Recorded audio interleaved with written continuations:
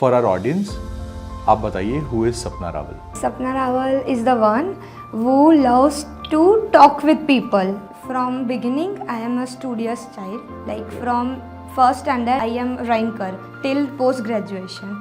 Marks कितना importance रखते हैं आपकी लाइफ में? अगर आपको इंटरेस्ट है तो आपके मार्क्स वो सब्जेक्ट में ज़्यादा ही आएंगे.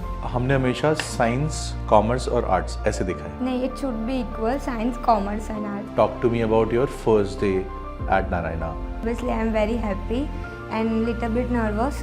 What is that lesson you have learned during your graduation days? कुछ भी नया स्टार्ट करते हैं हम लोग तो हमें पहले से ही नर्वस नहीं होना है और हार नहीं माननी है. जो अच्छी लड़की होगी पढ़ने में वो रहना ही होगी, वो बनी नहीं बन सकती.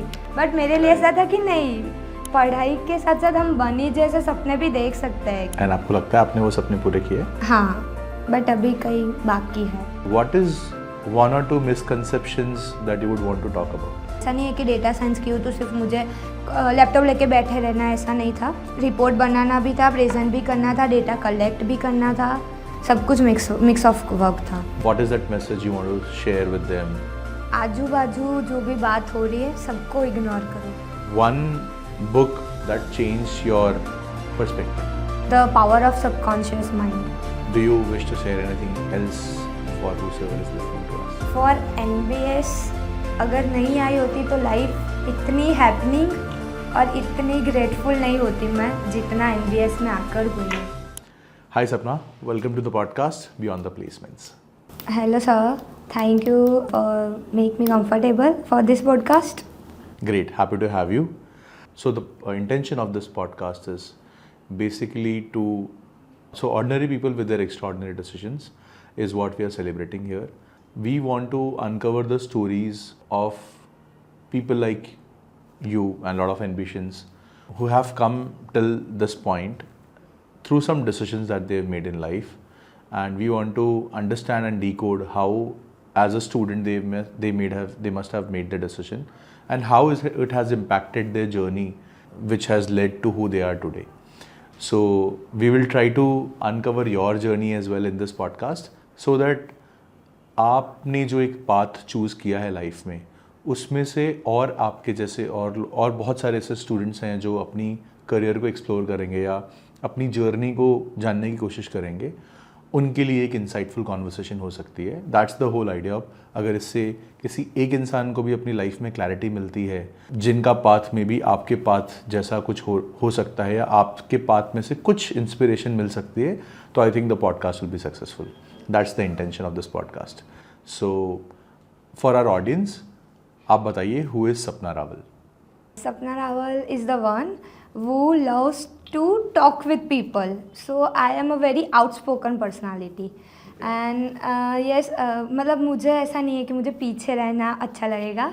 आई एम द वन जिसको लीडरशिप रोल पे रहना भी अच्छा लगेगा और सब कुछ मतलब करना है और excited like any occasion I am excited for what I am doing. Not ऐसा नहीं है कि भाई बाद में रिग्रेट होगा, ऐसा कुछ भी नहीं. So yes, this is the Sapna Rawal. So staying excited is something that what you said. Yeah. How does this come as a person? ये कहाँ से रूट करता है? Were you excited as a child also? Yes. But होता है ना life में बहुत सारे ऐसे challenges आते हैं, but हर समय हम कैसे खुश रह सकते हैं या बहुत सारे challenges आते हैं, but how do you ensure that you remain excited for that? Maybe the reason behind this is my mother. Because हमेशा मेरे घर पे ऐसा एनवायरनमेंट रहा है कि कुछ भी हो घर पे जब आओ तब सब कुछ भूल के तुम घर पे जो भी हो तुम खुश रहो लाइफ में. और मेरा ऐसा है कि मैंने बहुत सारे मतलब जो भी बुक्स रीड करे होंगे या फिर जो भी मूवीज़ देखी है, और मेरा एक हॉबी ऐसी है कि I love to watch movies. तो मूवीज़ में भी मतलब मैंने जहाँ तक सीखा है कि जो है वो ठीक है और उसमें ही खुश रहो. तो मेरा ऐसा है कि मुझे जो भी अपॉर्चुनिटी मिलेगी चाहे छोटी हो या बड़ी हो, मैं हमेशा उसमें मेरा बेस्ट दूंगी. शायद इसकी वजह से मैं हमेशा मतलब एक्साइटेड या फिर जो भी करना है वो करना है, बस ऐसा. Nice. So let me take you back to your childhood and tell me what kind of childhood you had. Childhood की बात करें तो पहले तो from first to fifth standard एक ही स्कूल में पढ़ी थी, तो वहाँ पे ऐसा था कि एक मुझे कंफर्ट जोन मिल गया था कि एक ही स्कूल है, फ्रेंड्स भी बहुत अच्छे बन गए हैं।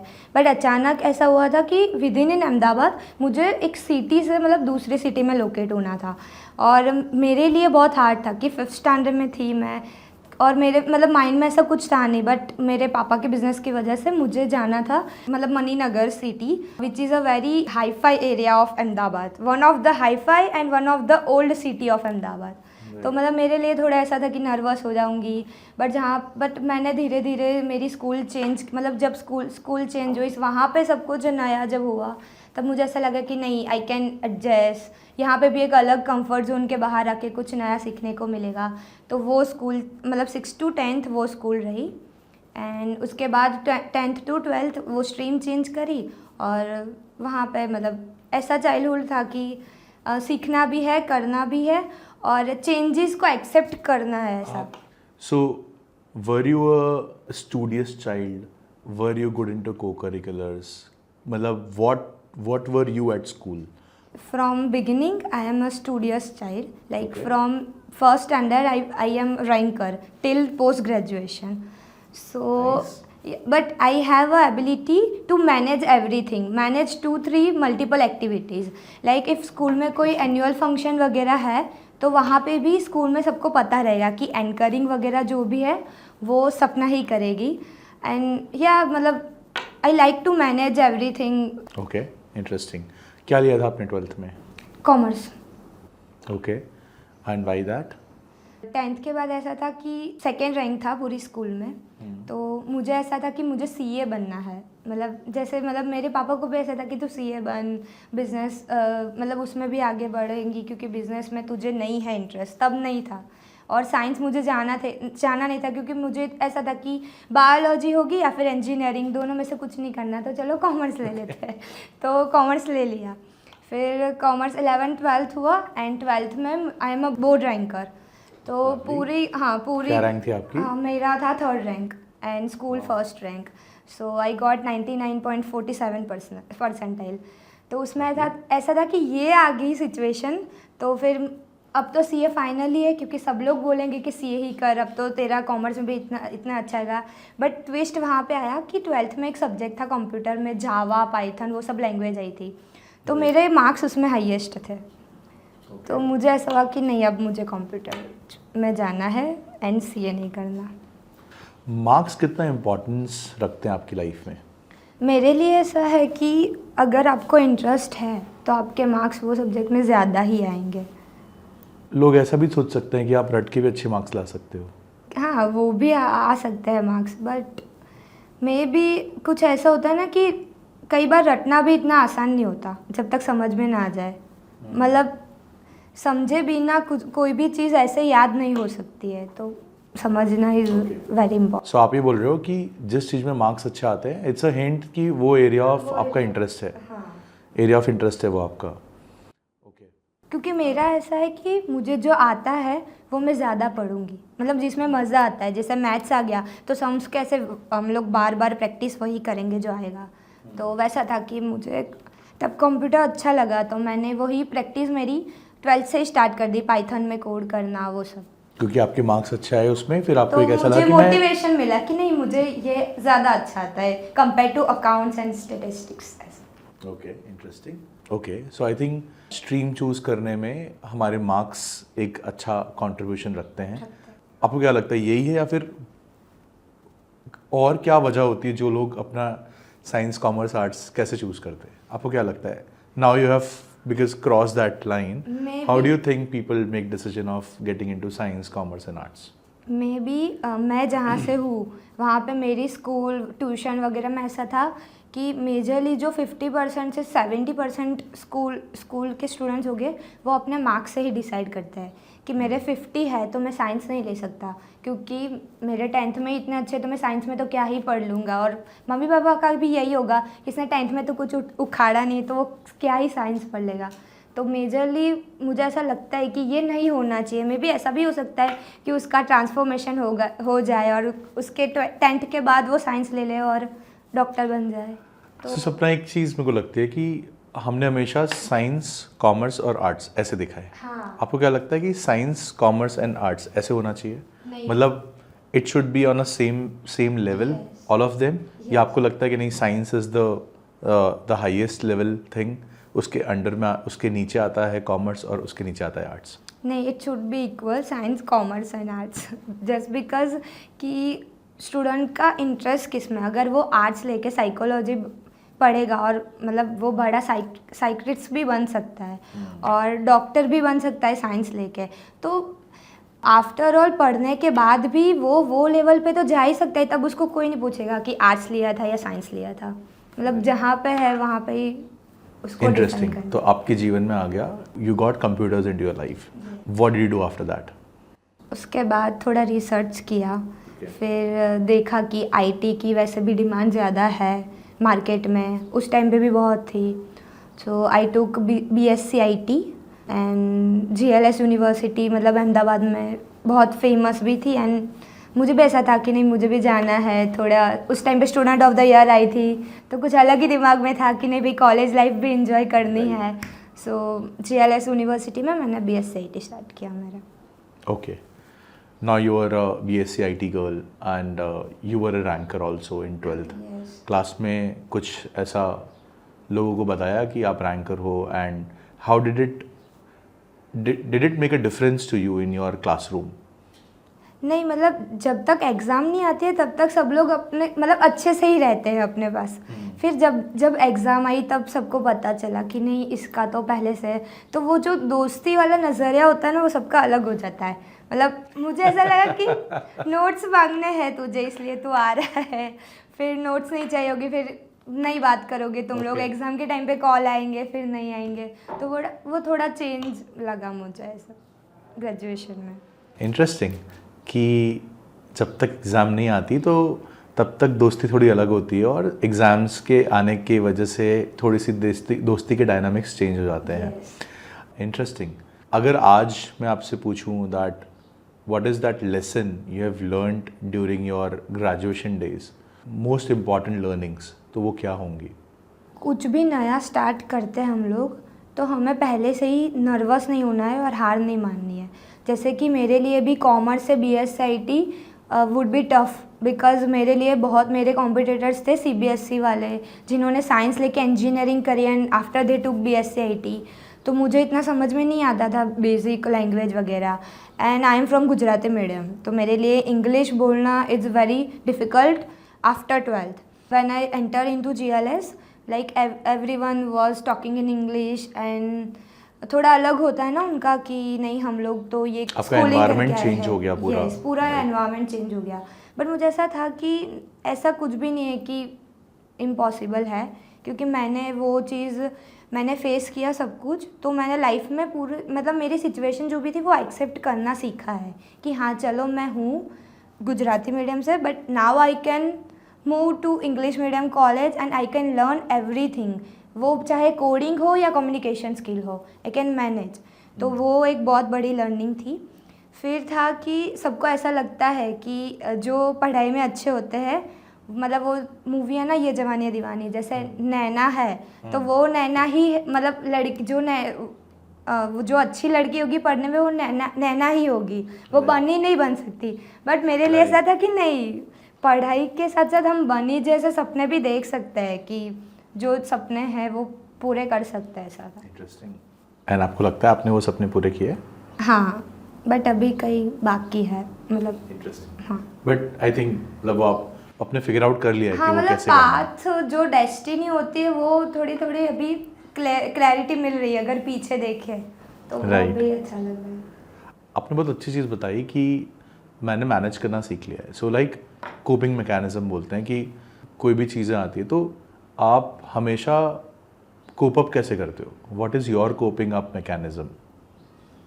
कोई भी चीज़ जब, बिकॉज आपने बोला कि जब गए हम इनसिक्योर फील कर सकते हैं जब हमें इंग्लिश नहीं आती हो.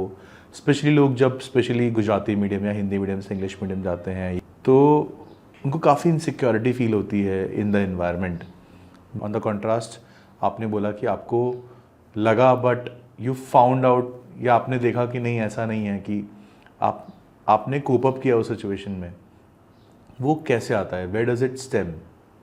मतलब सबको ऐसा लगता है कि मैं अकेले रहकर वो चीज़ कर लूँ या फिर कहीं अकेले जाकर कुछ सीख लूँ, बट मेरे लिए ऐसा है कि जो नहीं आता तो हम 2-3 लोगों से बात करें, मतलब उनसे बात करें और उनसे गाइडेंस ले कि मैं ये कैसे करूँ। कि जैसे मैं जीएलएस में थी तो मुझे वो हो रहा था फील कि नहीं मुझे ये नहीं पता चल रहा, तो मेरा ऐसा है कि लाइफ में कि मुझे कुछ नहीं आता है तो मैं 2-3 लोगों से बात करूँगी, तब मुझे समझ में आएगा, क्लैरिटी मिलेगी कि नहीं चल उसने किया हुआ है तो उसको पता है कि कैसे करना है। तो मेरा ऐसा है कि लोगों से बात करो, अपने अंदर ही रखोगे तो कुछ नहीं होगा। मतलब अगर कोप अप ही करना है तो 2-3 मतलब जैसे मेंटर हो कॉलेज में या फिर कोई सीनियर जिसने, वो भी कोई ना कोई तो होगा ही जो मतलब मेरे लेवल से आया होगा आगे। तो मेरा ऐसा वेरी इंटरेस्टिंग। आई थिंक मुझे लगता है कि आजकल लोग बड़ा अनकंफर्टेबल महसूस करते हैं to reach out to people for any help, guidance. उनको लगता है कि नहीं यार मेरे को जज किया जाएगा। And what you said is certainly right. We cannot know everything and we have to reach out to people to get help, you know. अभी I was listening to a recent podcast जहाँ पे बात हो रही थी कि it takes a village to raise a child. मतलब हर so this stems from a primitive era जहाँ पे पहले फीमेल्स एंड बच्चों के ऊपर कोई भी प्रेडेटर अटैक ज़्यादा आसानी होता है। तो अगर आदमी जंगल गया है तो जो बच्चा है वो सेफ नहीं है, तो उसकी रक्षा कौन करेगा? तो इस तरीके से अरेंजमेंट होती थी कि यार हमारे बच्चा, अगर मेरे घर में बच्चा है तो उसकी रक्षा पूरे गांव वाले करेंगे, एंड फिर कल को तुम्हारे घर पे कोई बच्चा आता है तो या फीमेल है वो is a pregnant, which predator के लिए सबसे ईजी होता है अटैक करना, तो हम दूसरे फैमिली वाले उनको हेल्प करेंगे। So it takes a village to raise a child. मतलब हमें ज़रूरत पड़ती है लोगों की जब हम किसी सिचुएशन में होते हैं, और हमें रीच आउट करने में बिल्कुल शर्म नहीं करनी चाहिए। We have to figure out the right person. Maybe 1-2 बार आप गलत इंसान के पास चले जाओगे, बट दैट डजंट मीन कि आपको रीच आउट करना बंद कर देना है। We can not have solutions to all the problems in the world. And actually कई बार ऐसा लगता है कि ये लोग जज करेंगे, बट वही लोग हमें इतनी हेल्प करते हैं कि हमें ऐसा लगता है यार मैंने तो कितना सोचा था तेरे बारे में और तूने तो इतनी हेल्प कर दी मुझे। और वो चलो जज कर भी लेते हैं तो ज़्यादा से ज़्यादा 2-3 दिन, फिर कोई इतना फ्री नहीं है कि वो हमारे बारे में ही सोचता रहेगा। तो मेरा ऐसा है कि पूछ लो, एक बार पूछने में क्या जाता है ऐसा। Lovely. Very, very interesting take on this. Now you have completed BSc IT and it's time. What did you choose to do after that? BSc IT आपने complete किया. In BSc IT, how were you doing in academics, and then what did you choose after that? Yes, I am a ranker, but कैसा था कि पहले top 3 में रहना और उसके बाद अचानक से टॉप 10 में आ जाना, वो एक अलग वो होता है कि यार मेरा तो मतलब भले ही रैंक आया बट इतनी खुशी नहीं होती जितनी पहले हो रही थी। तो वो थोड़ा था कि नहीं थोड़ी और मेहनत की ज़रूरत है। बट तब ऐसा पता चल रहा था धीरे धीरे कि रैंक इतना भी मैटर नहीं करता है, जितना स्कूल में लगता था उतना कॉलेज लाइफ में नहीं लगा।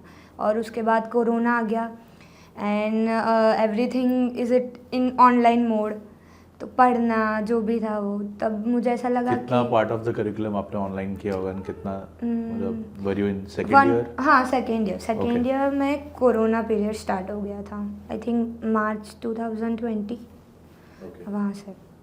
तो पूरा सेकेंड ईयर थर्ड ईयर पूरा ऑनलाइन ही गया।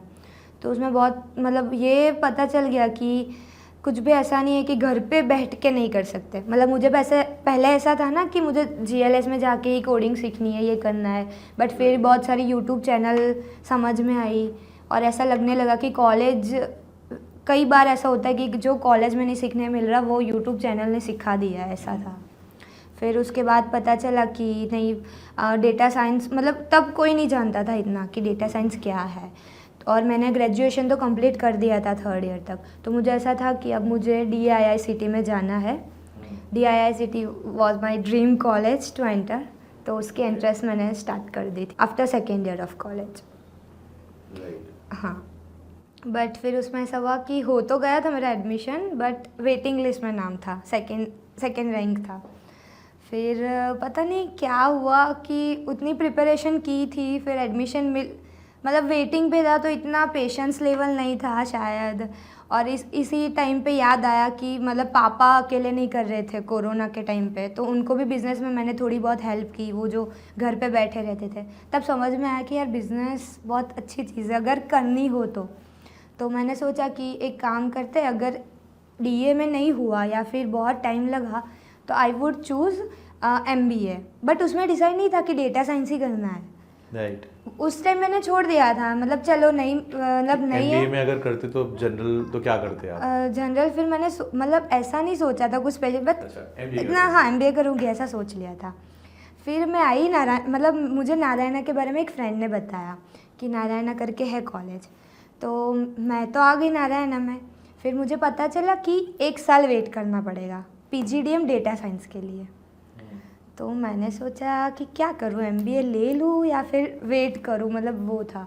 फिर मैंने सोचा कि नहीं यार, अगर मतलब एमबीए में पहले वाली वो खुशी तो थी नहीं कि पहले से वो आईटी था, तो मुझे ऐसा था कि नहीं यार अब मैं इतनी जल्दी छोड़ नहीं सकती ये चीज़ को जिसको मैंने 4 साल दी है। तो 4 साल के लिए 1 साल अगर वेट करना है तो आई कैन डू इट। और बाकी सारे ऑप्शंस भी थे, बट मेरे लिए ऐसा था कि अहमदाबाद के बाहर नहीं जाना है। तो फिर मैंने नारायणा के लिए 1 साल वेट किया स्पेशली फॉर डेटा साइंस के लिए, PGDM in data science, and उसके बाद यहाँ पे स्टार्ट किया।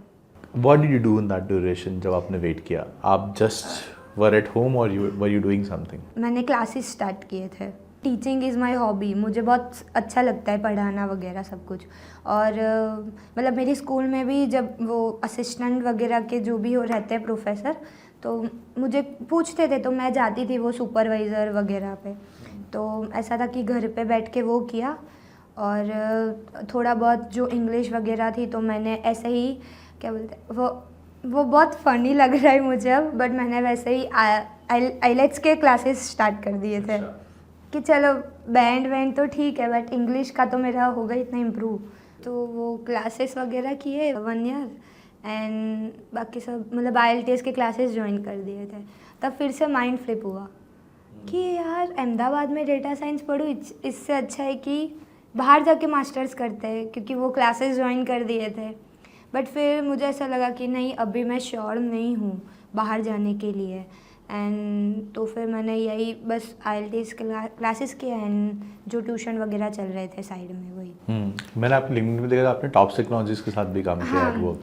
What was that?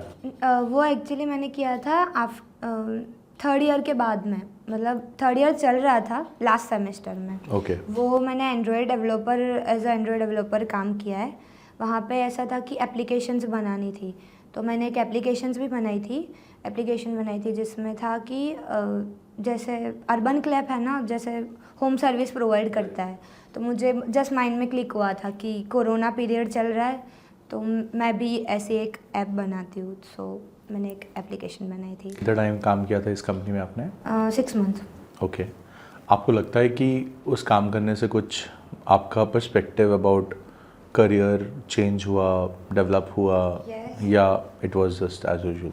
नहीं, बहुत मतलब ऐसा था कि डेवलपर साइड में नहीं जाना था, वो मेरे लिए बहुत क्लियर हो गया था, क्योंकि वहाँ पे ऐसा है कि आपको अगर आप जॉब भी कर रहे हो तो आपको पूरा टाइम कोडिंग ही करना है। तो मेरा ऐसा था कि मेरा जिस टाइप का नेचर है, बिहेवियर है, और मुझे जिस टाइप के एनवायरनमेंट में रहना है, तो मेरा ऐसा नहीं है कि मैं 12 घंटे लैपटॉप पे ही काम करती रहूँगी। सो मैंने थोड़ा चेंज किया, और इसी वजह से मतलब यही भी एक मोस्ट इम्पॉर्टेंट रीज़न है कि डेटा साइंस ही क्यों, क्योंकि उसमें मुझे पता था कि इसमें एनालिसिस भी रहेगा और थोड़ा बहुत मैनेजमेंट का भी काम है, तो ये एक करियर का मूव था। बट जैसे आपने बीएससी इन डेटा साइंस किया, वैसे आप एमएससी इन डेटा साइंस भी तो कर सकते थे। How did you ended up choosing PGDM in data science? वही कि कोरोना पीरियड में जब मतलब पापा के साथ जब बिज़नेस वगैरह किया तब समझ में और मैंने जैसे यहाँ की बिज़नेस स्कूल में मतलब मैंने देखा कि बिज़नेस स्कूल में जो लर्निंग होती है वो प्रैक्टिकल होती है। जैसे मैंने ग्रेजुएशन तो कर लिया था, तो मुझे इतना तो पता चल गया था कि भाई थियोरेटिकल नॉलेज ज़्यादा मिल रहा है कंपेयर टू प्रैक्टिकल। और मतलब पीजीडीएम डेटा साइंस का मतलब ऐसा था कि 50% हमें प्रैक्टिकल और आधा थियोरी था, तो इसलिए मैंने पोस्ट ग्रेजुएशन चूज़ किया over masters. Okay, interesting. Now you are now into Narayana Business School. We're going to talk a little more about it, but tell me your talk to me about your first day at Narayana. What was it like? What was your mental state on your day one? पहले तो एक साल इतना wait किया था तो college खुल रही थी, obviously I am very happy and little bit nervous कि कैसा होगा, कैसे लोग मिलेंगे, और घर से भी इतना दूर था तो मुझे ऐसा था कैसे मैं इतना कर पाऊँगी कि नहीं कर पाऊँगी। तो फर्स्ट डे अच्छा था, मतलब यहाँ पे मुझे जैसा लग रहा था कि मैं कॉलेज में जा रही हूँ। जैसे मेरा GLS में था एनवायरनमेंट, पूरा यहाँ मतलब उल्टा है नारायणा, बिकॉज़ यहाँ पे इतना फ्रेंडली नेचर है सबके साथ, टीचर्स, फ्रेंड्स। तो पहले दिन पे इतनी सारी, मतलब हमको ऑडिटोरियम में, जेनेसिस का फर्स्ट डे था तो हमको ऑडिटोरियम में मस्त जैमिंग सेशन हुए थे लास्ट में। तो ऐसा लगा ही नहीं कि फ़र्स्ट डे है, क्योंकि इतनी सारी एक्टिविटीज़ हो गई थी कि भाई मैं तो यहाँ पे हुई, ऐसा मतलब फ़र्स्ट डे वाली फीलिंग ही नहीं है। Familiar हो गया। यस। तो इट वाज गुड एंड बाकी सब तो इंडक्शन वगैरह था, तो नए नए लोगों के साथ जान पहचान हुई। और पहले तो मैं गुजराती, तो यहाँ पे बहुत ही कम गुजराती लोग थे, जैसे बहुत बाहर से आए थे, तो मेरे लिए तो पहले वो था कि यहाँ पे कोई गुजराती क्यों नहीं मिल रहा मुझे, सब लोग बाहर से आए, कौन है, गुजराती नहीं है क्या। तो वो था थोड़ा मेंटल स्टेट कि मैं किसको देखूँ और मुझे पता चले कि नहीं भाई इसको गुजराती आती है। What do you think, again coming to that culture part, do you think that not having Gujarati was again an insecurity point of view, या फिर it was a better thing for you? पहले insecurity लगी थी, to be very honest, because ऐसा लगता है ना कि बाहर के लोग हैं, कैसे होंगे कैसे नहीं। बट अब जब 2 साल बीत गए उसके बाद पता चल रहा है कि वो बहुत ही अच्छा था कि मेरे साथ, मतलब पूरे अलग अलग स्टेट से, जैसे MP और यूपी, फिर दिल्ली से भी बहुत सारे थे। तो अब अच्छा लग रहा है कि चलो मैं गई तो नहीं अहमदाबाद के बाहर, बट अहमदाबाद के बाहर के लोगों को मिलकर मुझे वो सब पता चल गया जो पता नहीं था। Right. I think cultural differences समझ में आ जाते हैं, कल्चरल अंडरस्टैंडिंग आ जाती है। एंड बिजनेस एक ऐसा लैंडस्केप है जिसमें हम लोग ऑफन मे बी आप क्लाइंट्स के लिए काम करो जो इंडिया में ही नहीं है, तो एटलीस्ट वो एक एक्सेप्टेंस डेवलप होना शुरू हो जाता है that things could be different than what it is for me या फॉर माई सराउंडिंग। तो मुझे लगता है कि वो एक एक्सपोजर जो होता है cultural, and that is one of the very important areas that we try to preserve at Narayana, is to have a cultural diversity. Because at the end of the day हम सब इंसान हैं, और हमें जब बाहर इंडस्ट्री में जाना है तो हमें इंडस्ट्री में जब काम करना, तो industry is very mixed and divorced. वो बोलते हैं ना कि we have to learn to respect the differences, then only we can do much better in our life. So I think जब हम cultural difference, क्योंकि India is land of diversity, और अगर हम इंडिया के अंदर ही रह करके हमने कल्चरल डाइवर्सिटी को एक्सपीरियंस नहीं किया, तो मुझे लगता है कि हमने राइट एजुकेशन नहीं ली है। So I think that's one area. Interesting. Talk to me about your academics. How was your learning at NBS about data science, PGDM in data science? And how do you now relate it to industry? Like, did it come up to your expectation? First of all PGDM data science first year था ना, मतलब college का ही first year था, तो थोड़ी पहले तो nervousness थी कि मुझे जो सीखना है वो सीखने को मिलेगा या नहीं, या फिर कॉलेज ने स्टार्ट किया है तो कॉलेज इतने टूल्स, टेक्नोलॉजी वगैरह सिखा पाएंगी कि नहीं। But with in first try semester हमें मिले, मतलब तुषार सर करके जो हमारे मेंटर थे, तो उन्होंने बहुत ही हेल्प की हमारी कि नहीं, मतलब हमको इतना नॉलेज नहीं था, पता था कि डेटा साइंस करना है, बट डेटा साइंस ऐसा है ना कि पूरा वो है, समुंदर है वो, उसके अंदर जितने अलग अलग थे, जैसे मशीन लर्निंग हो गया, कोडिंग हो गई अलग, डेटा एनालिसिस का पार्ट पूरा अलग हो गया, तो वो सब नॉलेज नहीं था। तो वो कॉलेज से फर्स्ट ईयर ऑफ ट्राई से हमको सब कुछ पता चल गया, तो एक्सपेक्टेशन थी तो उतना, मतलब कॉलेज ने फुलफिल की है। ऐसा नहीं है कि पूरा ही हम पे एक्सपेरिमेंट किया हो, ऐसा नहीं लग रहा था। मतलब कई लोग होते हैं ना कि बात करते हैं कि ऐसा भी हो सकता है कि कॉलेज एक्सपेरिमेंट करेगी फिर बंद कर देगी तो क्या करोगे, और ऐसा था कि प्लेसमेंट भी हम ही फर्स्ट लेने वाले थे, क्योंकि ऐसे भी कोई हुआ, हमारे सीनियर्स ही नहीं थे, बाकी सब अपने सीनियर्स से जाके गाइडेंस ले रहे हैं कि मार्केटिंग में क्या करें, फाइनेंस में क्या करें। It becomes difficult, yes, because आपको वैलिडेशन के लिए जब सीनियर्स होते हैं तो आपको बहुत सारा कंफर्ट आना शुरू हो जाता है। I totally understand. और हमारे लिए सीनियर्स ही नहीं थे तो वो थोड़ा डिफ़िकल्ट था, बट हमारे लिए मेंटर्स ही ऐसे थे कि सीनियर्स की हमें ज़रूरत ही नहीं पड़ी कभी भी, कि नई जो भी फील्ड में जाना है वो इजीली हम लोग कोप अप कर पाए। फिर मेरी इंटर्नशिप जहाँ पे मैंने कंप्लीट की है ऑल इवेंट्स में, तो वहाँ से समझ में आया कि data scientist, data analyst, business analyst सब कुछ बहुत डिफरेंस पाथ है data with in data science. तो मेरा ऐसा था कि सेकेंड ईयर में जब मशीन लर्निंग वगैरह आया तो मुझे नहीं मतलब इतना अच्छा नहीं लग रहा था। वही वो डेवलपर में जो था कि कोडिंग वोडिंग करना है वही मशीन लर्निंग में था। तो वो मैं थोड़ी क्लियर हो गई कि चलो अब इसमें नहीं है, तो मतलब ऑप्शन रखा था कि business analyst and data analyst में से मैं कोई भी चूज़ कर सकती हूँ। और फिर मैंने प्लेसमेंट के टाइम पे कंपनी आई इंटेक, तो उसमें अप्लाई किया। Okay, I'll stick to your internship thing. You chose to intern with All Events, which is a startup. What is your experience, one, working with All Events as a startup? Second, पहली बार आप उससे पहले आपने 6 महीने के लिए एक और छोटा सा स्टिंग कॉर्पोरेट के साथ इंडस्ट्री में स्पेंड किया था, एंड ये दूसरा इंस्टिंग था। क्या मिथ्स हैं लोगों के जिनका एक्सपीरियंस नहीं है इंडस्ट्री में, उनके लिए क्या डिफरेंस होता है कि जो लोग कॉलेज में रह करके किसी भी प्रोग्राम PGDM डेटा साइंस कर रहे हों या MBA कर रहे हों या PGDM इन मार्केटिंग कर रहे हो, versus when they hit the market and work with industry, what is 1 or 2 misconceptions that you would want to talk about? If one misconception was कि मैं फिनांस से हूँ तो मुझे तो फिनांस का काम मिलेगा, मैं वही करूँगा। या फिर मैं डेटा साइंस से हूँ तो मुझे तो डेटा साइंस का ही काम करना है ऑल इवेंट्स में जाके। तो वैसा नहीं था, क्योंकि हम लोग चलो डेटा साइंस फिनांस बाद में आता है, पहले हम लोग पोस्ट ग्रेजुएट मतलब MBA कैंडिडेट है, तो वो लोग हमें उसी तरह से 360 डिग्री देखेंगे कि क्या काम ये कर सकती है, क्या मैं करवा सकता हूँ। और ऑल इवेंट स्टार्टअप था तो उसमें ऐसा था कि मेरी डेली मीटिंग रहती थी CEO और CTO के साथ। तो ऐसा कुछ नहीं था कि भाई मुझे थोड़ा डर लगेगा कि CEO के साथ बात करनी है। इट वाज वेरी नॉर्मल कि चलो CEO है तो मुझे डायरेक्टली कांटेक्ट करना है उनका और PPT वगैरह प्रेजेंटेशन देनी है।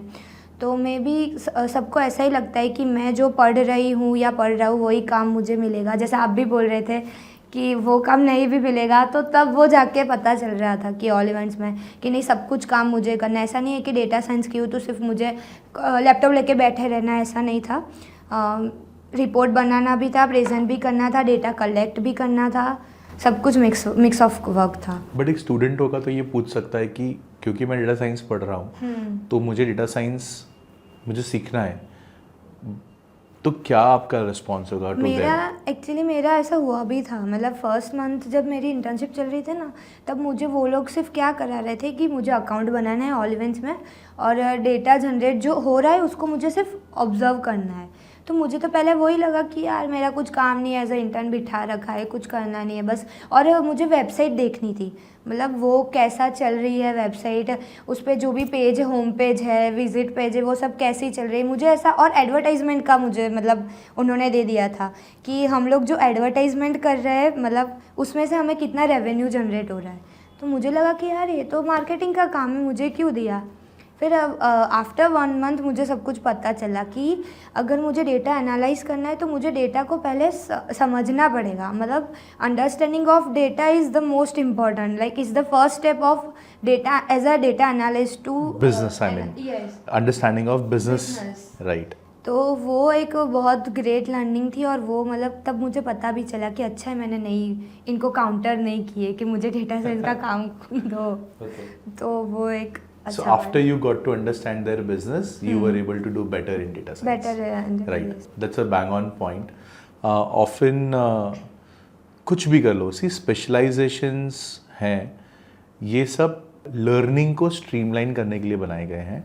And obviously for a country like US and more developed country, as you grow and as you be developed more, you become more process oriented, because एक large scale पे process काम करता है।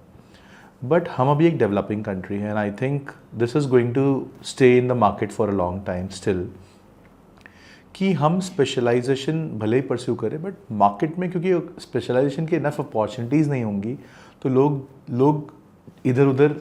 India ही एक ऐसी country है जहाँ पे आप मे बी साइंस लेकर के या कॉमर्स लेकर के आप लाइफ साइंस की कंपनी में भी जॉब कर सकते हो और वहाँ पे मार्केटिंग की जॉब कर रहे होगे, यू नेवर नो, या फिर उसके बाद आपने बिजनेस स्टार्ट किया हो। बिकॉज इंडिया इज़ नॉट जहाँ पे नीश अपॉर्चुनिटीज़ इतनी नंबर्स में है, तो ऑफन डेटा साइंटिस्ट की होगी, but may be there are so many data scientist as compare to what the demand is.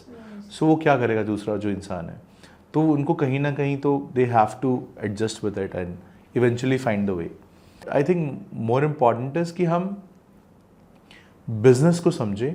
ये सारे functions HR, marketing, operations, IT, ये at the end of the day link होते हैं business से। क्या इसका इम्पैक्ट बिजनेस के ऊपर हो रहा है? अगर आप बिजनेस के ऑब्जेक्टिव से इसको नहीं देखेंगे तो it takes away the motive of doing that specialization. So I think yeah very well said that कि to do anything you need to understand the business first, you need to understand the business of the business you are into. और वो भी मुझे तब कब पता चला जब मैं स्टार्टअप में इंटर्नशिप कर रही थी। अगर मैं कोई MNC में होती तो मुझे इतना सीखने को नहीं मिलता जितना मैं स्टार्टअप में थी, क्योंकि वहाँ पे तो ज़ीरो से स्टार्ट हो रहा था और हम लोग देख रहे हैं कि काम कैसे होता है। विद इन 25 to 30 एम्प्लॉयज़ सब लोग कितने अच्छे से मैनेज भी करते हैं और without any counter questions, without any timing, और मतलब कंफर्ट जोन के बाहर आकर, मतलब जैसे CEO मतलब अमित सर जो थे मेरे, उनका ऐसा था कि उनका कोई स्केड्यूल भी नहीं था, मतलब कभी भी कोई भी क्लाइंट आ सकता है या फिर कैसे भी बात करनी है। तो मतलब मैं तो यही बोलूँगी कि अगर हमें कोई इंटर्नशिप करनी है और सीखना है तो पहले स्टार्टअप में ही जाना चाहिए, क्योंकि स्टार्टअप से ही कंपनी में कैसा है वो पता चलेगा। और अगर मतलब एज अ MBA ग्रेजुएट अगर किसी को हो कि नहीं मुझे अपना खुद का बिजनेस भी करना है इन फ्यूचर, तो वो बाद में बहुत सीखने को मिलेगा कि ये करना है। सबसे ज़्यादा क्या याद आएगा आपको about being at Arena business school? Events. Okay. Talk to me about your favorite event. Winter carnival Okay. And freshers party. हाँ, और सबसे ज़्यादा तो यही काम आएगा कि यही याद आएगा कि जब भी कोई प्रॉब्लम होती थी, छोटी सी छोटी प्रॉब्लम, हम we are use to talk with Purvi ma'am आपसे कि सर ये प्रॉब्लम है, मैम ये है, अब क्या करेंगे। तो ऐसा था कि नहीं भाई, हमारे ऊपर एक हाथ है जो हमेशा हमारे साथ ही रहने वाले हैं और हमें हेल्प करने वाले हैं। तो अब ऐसा लग रहा है कि यार अब कोई कंपनी में आ जाएगी तो कंपनी को तो जाके नहीं बोल सकते रिपोर्टिंग मैनेजर को कि अब क्या करें। तो सबसे ज़्यादा तो मैं ऑब्वियसली, जैसे पूर्वी मैम है, आप हो, हमें जो गाइडेंस देते हैं वो गाइडेंस भी मिस होगा, मतलब कि अब क्या करना है। Yeah, and we'll miss your energy also. Yes. Great. So Sapna, now we move on to a section where we'll talk about your placement. So Intech Systems, where you're placed right now. Talk to me about your interview process and talk to me about how did you decide to be into Intech Systems, and tell us more, what is Intech System about?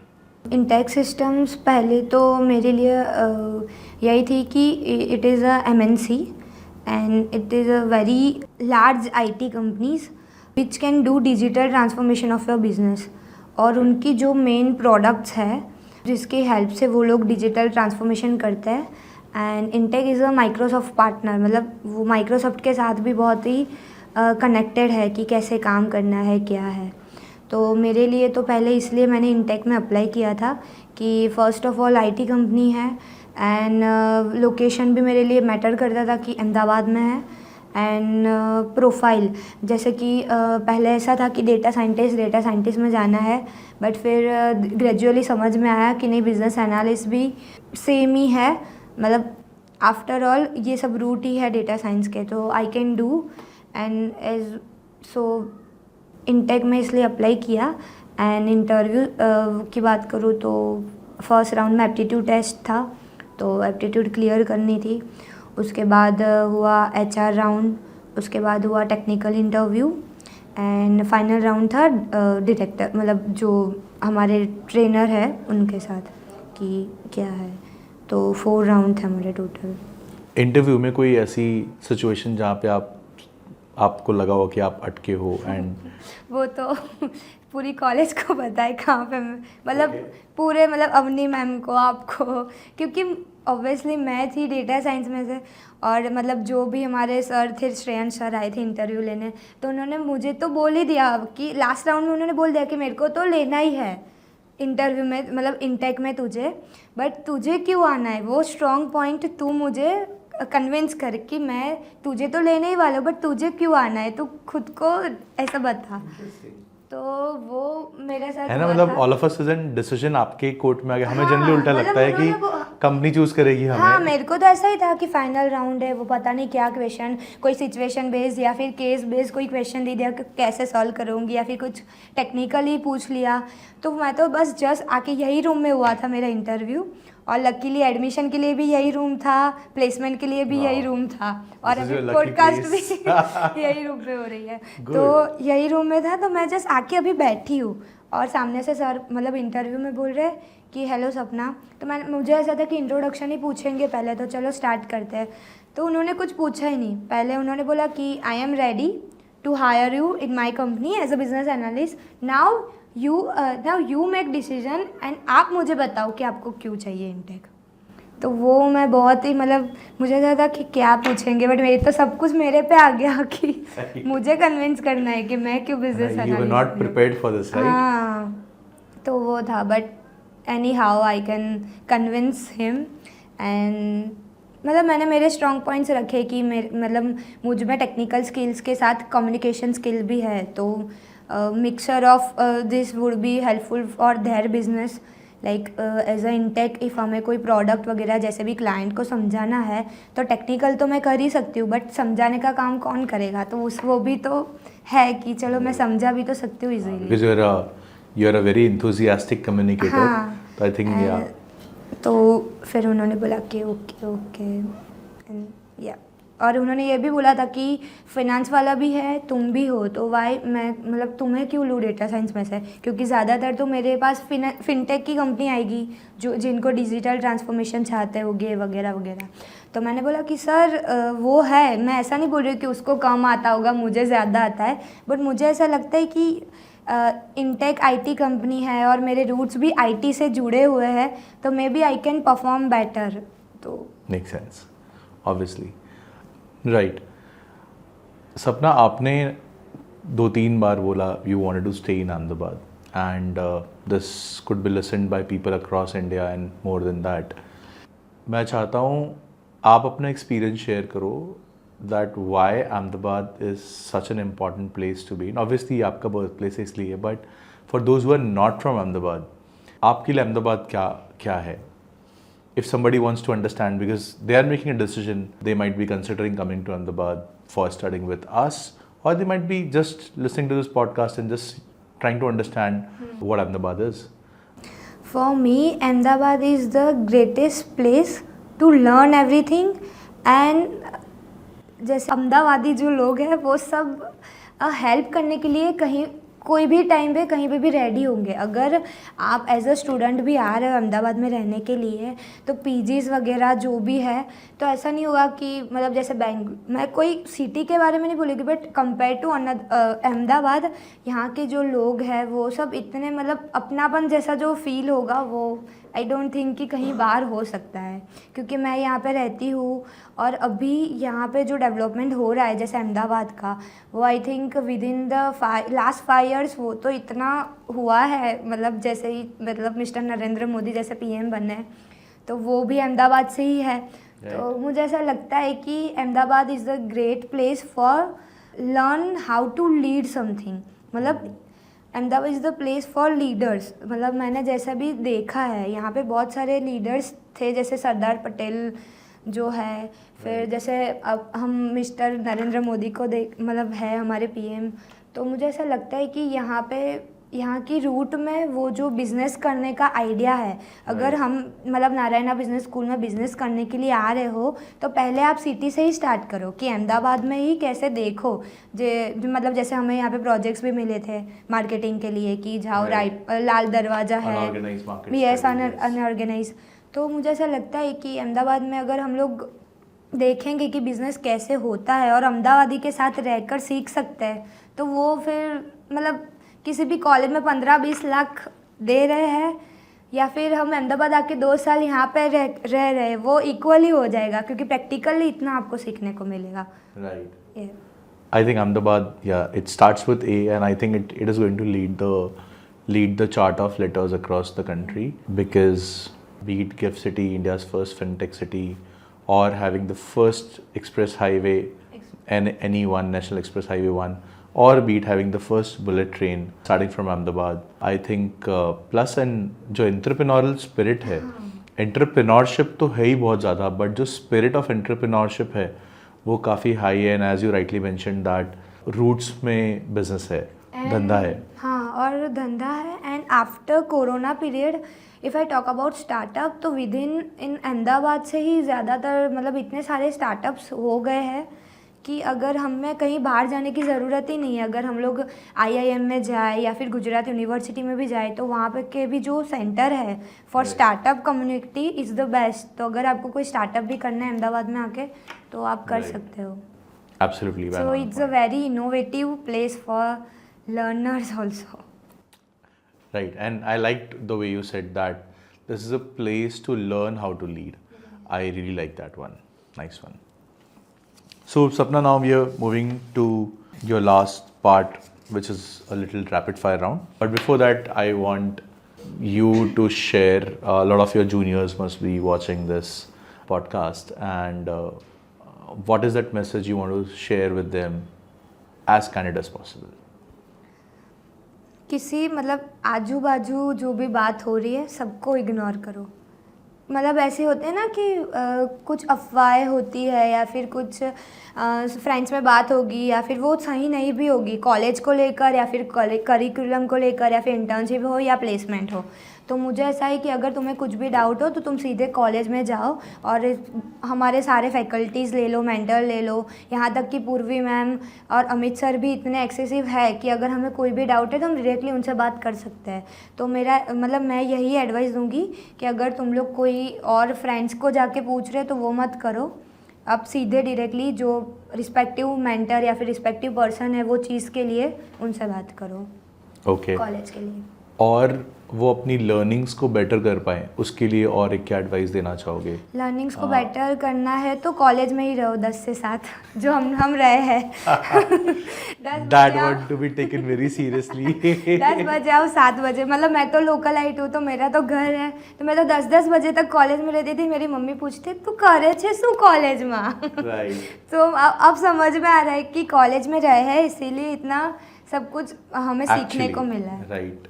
हम मतलब I think yeah people should always look for because this is not a residential course and I think आसपास रहने से because your faculties are there, lot of other people are there, जो आप extra hustle करते हो वही आपके लिए एक एज देता है.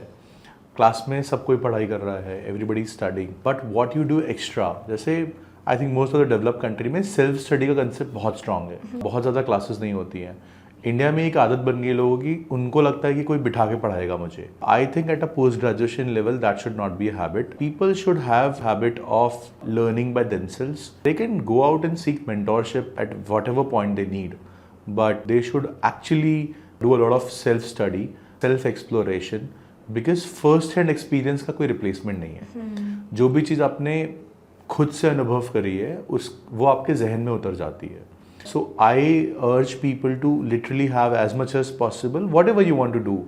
आप रिसर्च के लिए आप बैठे बैठे 10 जगह जा सकते हो, 10 वेबसाइट स्टडी कर सकते हो, किसी और से पूछ सकते हो, बट जो चीज़ आपको खुद के लिए चूज़ करनी है, जो पाथ आपको खुद के लिए चूज़ करना है, उसको फर्स्ट हैंड एक्सपीरियंस खुद करना चाहिए. आई think that makes a lot of difference in the confidence that you carry in making that decision.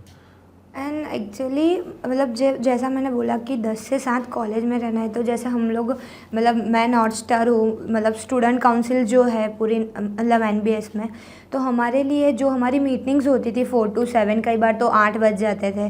तो हमें ऐसा लगता था कि क्या बोरिंग मीटिंग है, क्यों अटेंड करें, कुछ नहीं करा रहे विशाल सर, तो ऐसा लगता था वो पॉइंट ऑफ टाइम में. पर जो आपने जो सिखाया मीटिंग्स में कि खुद से ही क्वेश्चन करो कि क्यों ये करना है, तो जैसे मुझे प्लेसमेंट में वही काम में आया है कि मैंने खुद ही खुद को क्वेश्चन किया कि क्यों इंटेक में जाना है, क्यों ये रोल करना है। तो वो इंटरव्यूअर आपसे पूछे उससे पहले आप क्लियर हो अपने माइंड में कि नहीं ये सब करना है।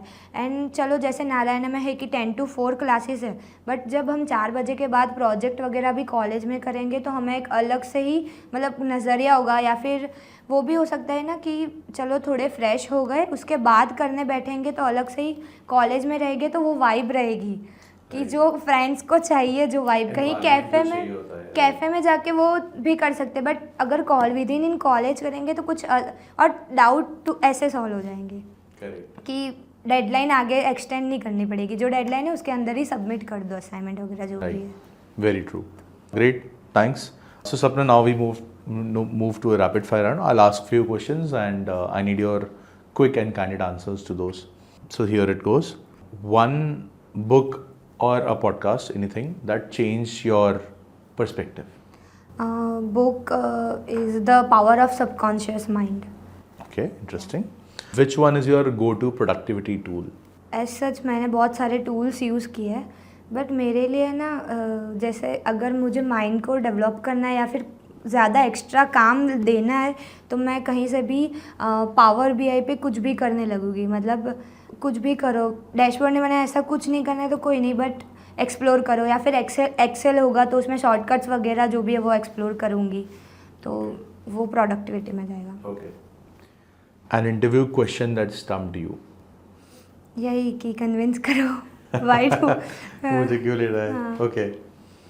A skill that you thought wouldn't matter but turned out to be crucial. Won't matter, listening skills. अच्छा. Okay. Do you think are you a good listener now? Yes, Okay. From now. Okay. Dream company prefer करोगे या dream role prefer करोगे? Dream role. First thought when you got your placement offer? First salary से क्या लूँगी मैं। Okay, figure out कर लिया है क्या? कर लिया। ठीक है. Okay. One habit that help you succeed? Morning routine, मतलब उठ के अगर मुझे जो नहीं अच्छा लगता है, मतलब मुझे केस स्टडी नहीं अच्छी लगती है बिल्कुल भी। मतलब मैं थी IT स्टूडेंट और यहाँ पे आके मुझे जो केस स्टडी सॉल्व करनी थी, बट मेरी एक हैबिट है कि जो नहीं अच्छा लगता वो मैं सुबह करने बैठूँगी, या फिर वो कुछ भी हो, कुछ पढ़ना हो या कोई और चीज़ हो, तो वो मुझे बहुत इंटरेस्टिंग. हाँ. लोग प्रेफर करते हैं कि मैं कोई अच्छी चीज़ करूँ, मतलब हाँ. जो मुझे पसंद हो. बट मुझे जो नहीं पसंद है वो मैं सुबह करूँगी, क्योंकि शाम को मेरे में इतनी एनर्जी नहीं रहेगी कि वो जो नहीं, फिर वो नहीं होगा। इससे अच्छा है कि जो नहीं पसंद है वो पहले कर लो। ऐसा इंटरेस्टिंग टेक. वो थाली के जैसा, जो खाने में नहीं पसंद है वो पहले खा लो, फिर बाद में अच्छा वो खा स्वाद रहेगा। इंटरेस्टिंग. ग्रुप स्टडी या सोलो प्रिपरेशन? प्रोजेक्ट के लिए ग्रुप स्टडी, बट अगर एग्जाम्स है तो सोलो। एग्जाम के अगले दिन कोई भी नहीं। Best late night snacks? Coffee with sandwich. One misconception about placement that you would like to bust? जैसे टॉपर्स होते हैं उनको हाईएस्ट पैकेज मिलेगा, टॉपर्स होते हैं वो जल्दी प्लेस हो जाएंगे। फिर यही है मेन तो, क्योंकि सबको यही लगता है कि हाँ इसके 90% है ये तो पहले प्लेस हो जाएगी, बट सबसे ज़्यादा दिक्कत तो नहीं बोल सकते, बट ओवर थिंक वही लोग करते हैं कि क्या करना है। तो True. Happens. If not this career, what would be your plan B? Plan B would be, मुझे ऐसा था बचपन से कि मुझे लंदन बहुत पसंद है एज अ प्लेस, तो मैं लंदन चली जाती सिर्फ पढ़ने के बहाने से, फिर वहाँ जाके जो भी होता वो कर लेता। But पढ़ना was not the motive. Not the goal, yes. Interesting. पहली कमाई? फर्स्ट अर्निंग था 12,500 और वो यहाँ से मिला था ऑल इवेंट से। रखा था या उड़ा दिया था? मतलब हाउ डिड यू स्पेंड? मतलब गिफ्ट्स लाई थी मैं, जैसे पहले तो मिठाई होती है घर पे कि भाई फर्स्ट सैलरी, तो वो दिया था, और मम्मी के लिए और पापा के लिए छोटे छोटे gifts. The next big skill you want to learn? AI transformation जो अभी हो रहा है, तो मुझे AI मॉडल्स मतलब सीखने हैं कि वो एजेंट्स? हाँ, AI एजेंट्स की जो भी है कि जैसे हायर करने का, जैसे ATS सॉफ्टवेयर है उस टाइप के सॉफ्टवेयर सीखने हैं ज़्यादा। One goal you are working right now? One goal यही कि my dream place is London. मुझे वहाँ पे जाके घूमना ये मेरा ड्रीम है, तो उसके लिए बस फाइनेंशियली इंडिपेंडेंट Safe बनना बनना। है Okay. कि जाए in future. Interesting. Great. Thank you. That's it, Sapna. These were all the questions that I have in my mind. Do you wish to share anything else for whosoever is listening to us? हाँ, कि अगर आज मुझे ऐसा लग रहा है कि फॉर NBS अगर नहीं आई होती तो लाइफ इतनी हैपनिंग और इतनी ग्रेटफुल नहीं होती मैं जितना NBS में आकर हुई हूँ। तो NBS is the first place for my journey, and जो भी गोल था मेरा वो NBS से अचीव हो रहा है और फर्स्ट स्टेप है करियर का। तो yes, I am very grateful for NBS and for all faculty mentors and all, कि जितनी मुझे इतनी हेल्प की है। ग्रेट। इक्वली आई थिंक मुझे लगता है कि आप नहीं होते तो इस बैच के अंदर जो हमें वो जो एक मस्ती मजाक और हर बार वो एनर्जी वाला माहौल चाहिए होता, वो शायद मिसिंग रह जाता। And thank you for bringing that energy in not only student council but in data science and you know having that। मुझे अच्छे से याद है, I think we were doing that कुछ यहाँ पे वो शूट भी हो रहा था अबाउट सम कॉलेज का कोई शूट था, वो song वीडियो shoot हो सॉन्ग रहा शूट था, हो रहा था एंड Bollywood का। आई सो रिमेम्बर एंड वो डायरेक्टर वगैरह सब आए थे कॉलेज से और हाँ हम भी थे उसमें। तो उसमें थे, तो वो मेरे लिए बड़ा मतलब I think you were the first one to come, हमने मुझे ये भी ट्राई करना है, अच्छा है। So I think that showed me. मुझे ऐसा लाइफ में लगता है कि जब हम शुरुआत करते हैं तो हमें थोड़ा सा लाइफ को बड़ा ओपन आर्म्स के साथ एक्सप्लोर करना चाहिए, और वो बात मुझे I think I really liked about you that you were open to explore things. It is very very important at this place. आगे चल के आप वैसे भी हम स्ट्रिंजेंट हो जाते हैं। बच्चा जब होता है तो वो एकदम हर चीज़ में क्यूरियस होता है। हम जैसे जैसे बड़े होते हैं हम वैसे ही नैरो डाउन हो जाते हैं। तो अभी इस स्टेज पे मुझे लगता है कि जो लोग बहुत ज़्यादा फिल्टर्ड हो जाते हैं, नैरो डाउन हो जाते हैं, वो शायद लाइफ के उन एस्पेक्ट्स को एक्सप्लोर नहीं कर पाते जो स्टिल एग्जिस्ट करते हैं, और शायद वो उनका कंट्रीब्यूशन चेंज मतलब उनके लिए ज़्यादा कंट्रीब्यूट कर सकते थे। So I think that I like, and life is like there is no definite path to say that कि यही होना चाहिए। बट लाइफ में ऐसे कई साल, ऐसे 1-2 साल होते हैं कि जो याद करेंगे और खुश हो जाएंगे, स्माइल आ जाएंगी।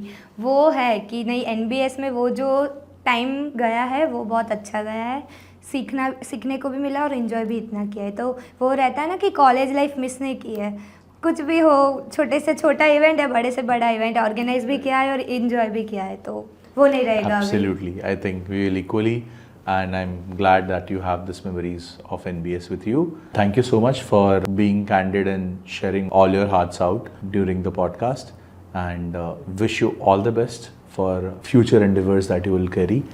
And I would want to see you coming back as alumni, Yes. as an industry mentor to your juniors and sharing your experience and insights. We'll see you on the other side. Yes. Thank Yes. you. Thank you, sir. I am excited कब कैसे अब alumni बन के आए और कुछ नया। Very soon. I think हम लोग so now we'll be completing 25 years है ना। 25 years. So 2000 से जब अमित सर ने नारायणा इंस्टीट्यूट स्टार्ट किया था, so वहाँ से now we'll be completing 25 years now. So we are planning something big on that.